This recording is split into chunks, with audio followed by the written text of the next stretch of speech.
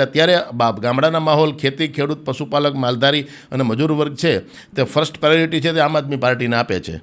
કારણ કે એને એમ છે કે હવે આ અમારા માટે કંઈક કરશે. કદો ચાન્સ તો આપવામાં કોઈ વાંધો જ નથી ને, બરાબર છે. કોઈને પણ આપવામાં વાંધો નથી. સતત વર્ષોથી આમ આદમી પાર્ટી કામ કરતી હોય સત્તામાં, અથવા કોંગ્રેસ કામ કરતી હોય અને ભાજપ આવે તો ભાજપને પણ આપવામાં વાંધો નથી. કોઈ પેધી ગયેલો હોય તો એનો કાન પકડીને એને સબક શીખવાડવો હોય તો જરૂરી છે એમ.